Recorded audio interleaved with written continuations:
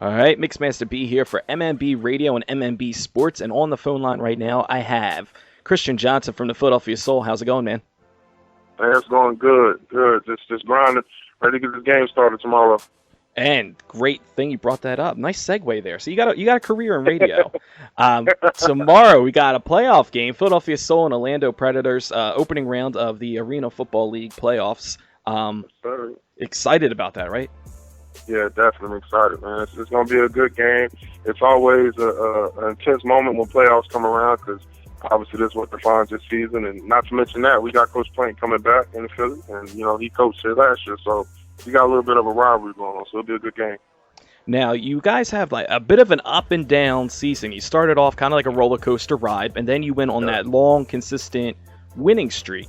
And tough loss last week in San Antonio. How do you guys prepare yourself for a playoff game? Kind of put that game from last week in the rearview mirror. One of the big things the coach stressed this week was, we're 0-0 right now. The regular season's over, playoffs is a new season. So that was the outlook on it. Obviously, we wanted to win last week, but we didn't, and we can't harp on that. Now you got to prepare yourself mentally to go on a 3-week stretch, and that includes the championship, and practice hard. Stay together as a team, obviously, and just keep getting better, keep trying to do better. Now, the way I see it is it's better to have gotten that loss last week and out of the way because you guys rattled off like 12 wins in a row there, right? Yeah, yes, sir. Yes, sir. For this, we always say this. It's weird when I played with Clint for 2 years, and we always have a loss like that in the middle of the season or towards the end. And honestly, I think it does kind of help us out. It gives you a good reality check. Obviously, you win 6, 7, 8 games in a row, and you're feeling like you're on top of the world. And a lot of times that could propose a problem in the playoffs. So a lot of that loss that we took, just brought us back down to reality, let us know our stuff does stink, and we have to keep getting better. We got to step it up. It's a good way to humble yourself going into the playoffs. All right. So last year you guys went to the Arena Bowl, and it was a bit of a disappointment in Arena Bowl. What do you guys feel that the Philadelphia Soul and yourself have to do to not only get back to the Arena Bowl, but this time win it? Man, first of all, we got to win the first 2 playoff games, obviously. But, if you ask anybody around our organization last year, I think we were too cocky. If you've seen us and our swagger that we had going into the game, you would think that we won it already. So, personally, for me, I think that was the biggest issue last year.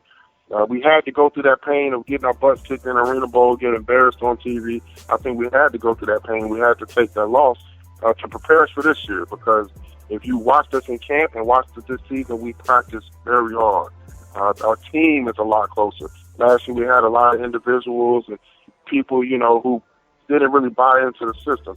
So just holistically as a team, man, we're a totally different team. We're close. We're all like brothers, and we practice hard. We push each other, and we know what it's going to take. We're going in there to win. We got a scar on our back, and it's going to be a good game this time. We're talking to Christian Johnson from the Philadelphia Soul. Going into tomorrow's game, what is your normal pregame rituals? Anything you do that's different during the regular season from playoffs? Like what is like a normal day, if it's normal, before a game? All right, so for me, honestly, I'm a boring guy. I'm not even gonna lie. Like on the field, I'm different, but off the field, I'll probably wake up about 8:30, get a good stretch in. Take a shower, do all my hygiene stuff. I get some food, and around now it's probably close to about 11 o'clock. Try to drink a lot of water, hang out with my fiance, talk to my family. My family comes to the games, and I hang out with them, see my nieces and nephews. But by 1 o'clock, I'll try to take another nap for about an hour and a half. And then, it's like when I wake up from that nap, it's go time. Like I'm in the zone. I don't want to talk to nobody. I don't answer no phone calls. It's just like I'm getting in a war mode. So, for me, it's just all about relaxing and getting focused, and that's what I try to do. One of the reasons why we wanted to do the interview today and not tomorrow. Yeah, I know, right? Thank you for wanting to do it today. We didn't want to get in the way of anything going on to tomorrow's game. Right. So you have the Orlando Predators coming in, and interesting fact, and I don't know if this is a bad omen or not, but they have never won in Philadelphia. Is that a pressure on them or more pressure on you guys? For me, I think it's more pressure on us. You know, it's like we hold that. Like we're the ones. If there was a championship belt between us, we would have that belt. So I think, you know, it's for them to take from us. But you know, actually, I don't want to say that. I don't want to say that. Let's just say the pressure's on both of us. If it was regular season, that'd be different. This is playoffs, so the pressure's on both of us. We both got to win. But you know, if they still need to bring their A games. You know what I mean? You would think that, man, they maybe have nothing to lose because they haven't won up here, but that's not the case. You know, they got a new coach down there, so the pressure's definitely on him. And you know, just we have a new coach up there as a head coach, so it goes both ways. We're talking to Christian Johnson from the Philadelphia Soul, talking about tomorrow's playoff game against the Orlando Predators. You can get tickets at PhiladelphiaSoul.com. And one of the things I always say that I love about the Arena Football League, I mean, being a fan of the NFL, just of football in general, one of the things I love is the fan interaction. You said your family comes out, friends come out. Yeah. Give us a little more personal insight on yourself. You say you're kind of a boring guy off the field, but like, what do you like to do when you're not, you know, crunching football plays and all that stuff? I don't know. I'm a movie. I love to go to the movies. I'm probably at the movies at least once a week. You know, I do go out. You know, I go out. I'll party every now and then, but not so much. I love to fish. I love to cook for people. That's probably one of my passions. I enjoy cooking for people. You know what I mean? Other than football, that's one of my biggest passions. And just hanging out with my family. I'm a family guy. Any chance I get to go home to Virginia and see my parents and my brothers and nieces and nephews, I always take the opportunity to do that. But you know, when it's time to go, when it's time to turn up, you know, I don't have no problem doing that. All right, 2-part question then. What's the last movie you've seen? The last movie I've seen, The Conjuring. Okay, how was that? Scary as hell. It scared the heck out of me. I'm sorry. I've heard people say they were in need of a really good scary movie, that there hasn't been a real good scary movie in a couple of years, and this seems to be the one that's taking the title of that. And look, for me, it's crazy. I heard some people like, oh, it wasn't scary, it was corny. No. Like, that movie, that did it for me. That was one of the scariest movies I've ever seen. All right, and then the second part, you said you like to cook. What do you throw down in the kitchen? What's your dish that you just perfect and master?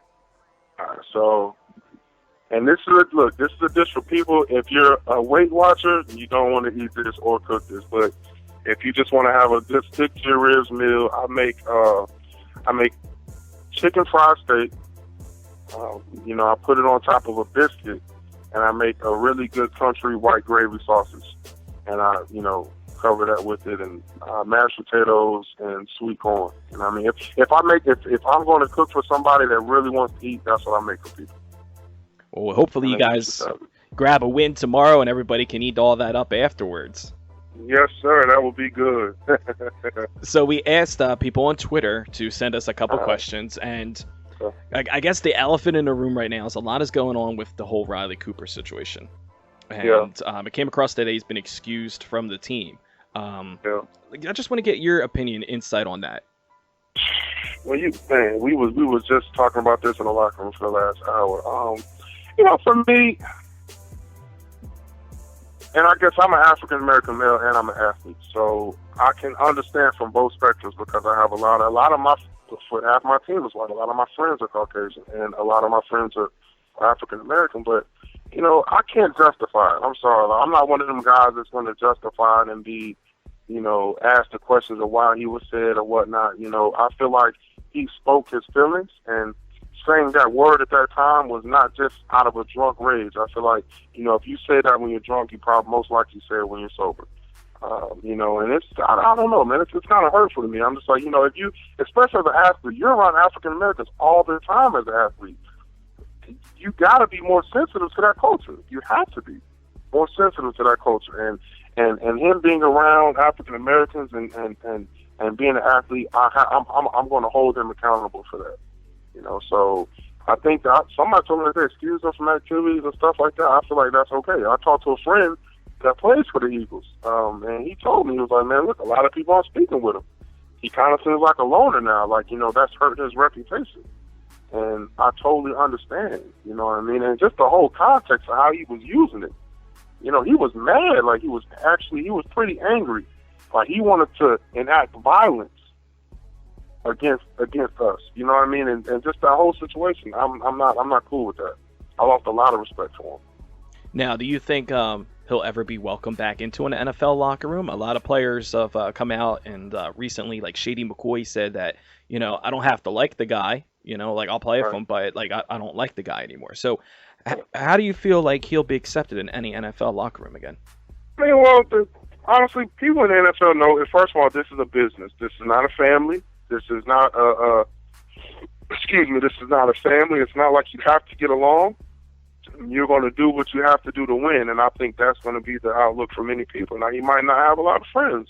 A lot of people might not accept him socially because what he said is always going to be in the back of some people's minds, but I don't think he'll have a problem getting onto another team. It's going to take a while for him to rebuild some trust with certain people. And, it's up to him. If he's sincerely that sorry, and I don't think he's sorry, I think he's sorry he got caught, and he's apologizing for that reason. But if he's sincerely hurt, then I think he'll do what he has to do to rebuild his trust with everybody, and not just black people, because I think that word is offensive to everybody, and it should be offensive to every culture. And I think it's up to him to try and change that. And as a journalist and a DJ, I try to have a non-biased approach to it. But but in my own opinion, he came out and said he's never used that word before. Which, in my own opinion, that was not the first time you've uttered that word. So, I just my own personal opinion, it doesn't have a place in society at all, whether it be music, sports, what have you. I agree. Unfortunately, as a DJ, I listen to music has that type of language in it. And you don't condone it, but like I said, it's going to be a tough uphill battle for him. Have you ever experienced anything like that in your own professional career? Man, I have had people call me the Nword on the field.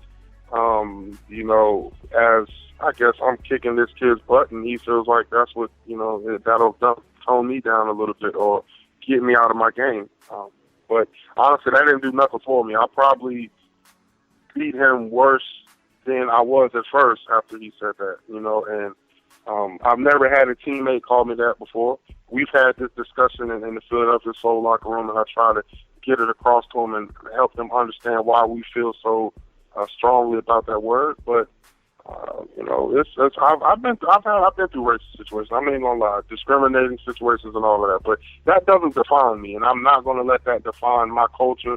I'm not gonna let that define my people, and I'm not gonna let that define the people who were enacting that wrongdoing on me. I'm not gonna let that define them as a whole.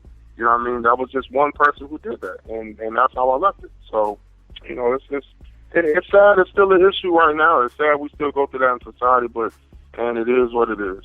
So, you got to take the good and go with it. Well, much respect for that. I totally in agreement with you. And but I don't want to end the interview on a sad note or such a serious note. I'm happy you asked me that. So, but it's good that we got that out there, because I feel like it's an issue. Like, and people are asking me on Twitter, like, asking this. And honestly, when we were sitting down preparing for it, we were like, this is the type of question that I don't know if we should ask. It's a very sensitive topic, but I feel it's an important topic. Yeah, that's fine. Yeah, I'm happy you did. It is important. And it needed to be addressed. But going back into a more happier, more positive atmosphere. Tomorrow, I need a smile. Tomorrow, going against the Orlando Predators, what do you want the fans to bring to the game? We've had L Boogie on here, we had Larry Brackens on here, we've had Phil on here. If you could have anybody bring anything to the game, whether it be excitement, free food, free whatever you need, what do you want the fans to bring to the arena to get you guys excited? Listen, this is what I want fans to do. I want fans from about 12 p.m. tomorrow all the way up into the game. Don't even speak. Don't talk. Don't yell. Don't listen to music. Because I want you guys to save your voices. Be loud as possible. You know what I mean? We pack our stands. We have a good 10 to 12,000 people there. And it's still not loud enough as us going to an arena with just 5,000 or 6,000 people.